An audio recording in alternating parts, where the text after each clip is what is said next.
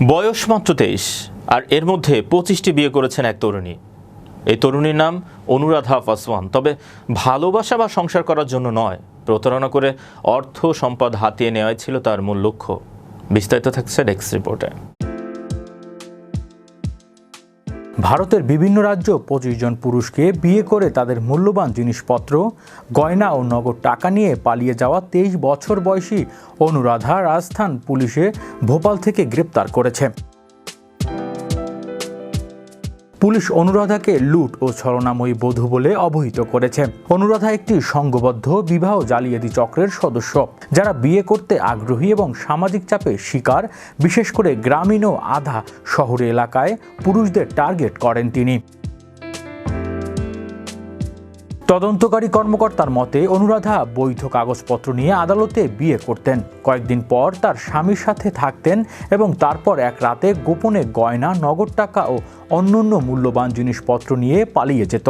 3 মে বিষ্ণু শর্মা নামে এক ব্যক্তি পুলিশের কাছে অভিযোগ দায়ের করলে ঘটনাটি প্রকাশ পায়। তিনি সুনিতা এবং পাপ্পু মিনা বিয়ের এজেন্টদের 2 লাখ টাকা দিয়েছেন। 20 এপ্রিল আদালতে বিয়ে হয়, কিন্তু অনুরাধা ঘরের সমস্ত মূল্যবান জিনিসপত্র নিয়ে 2 মে নিখোঁজ হয়ে যায়। উত্তরপ্রদেশে মহারাজগঞ্জের একটি হাসপাতালে কাজ করতেন অনুরাধা। স্বামীর সাথে পারিবারিক বিরোধের পর তিনি ভোপালে চলে যান। সেখানে তিনি একটি বিবাহ প্রতারক দলের সাথে যোগ দেন। এ চক্রটি হোয়াটসঅ্যাপ কনের ছবি পাঠিয়ে পুরুষদের ফাঁদে ফেলতে এবং তাদের কাছ থেকে 2 থেকে 5 লাখ টাকা পর্যন্ত চাঁদা নিত। তদন্তে আরও জানা গেছে, বিষ্ণু শর্মার সাথে প্রতারণার পর অনুরাধা ভোপালে গব্বর নামের এক ব্যক্তিকে বিয়ে করেন এবং তার কাছ থেকেও 2 লাখ টাকা নিয়ে পালিয়ে গিয়েছেন।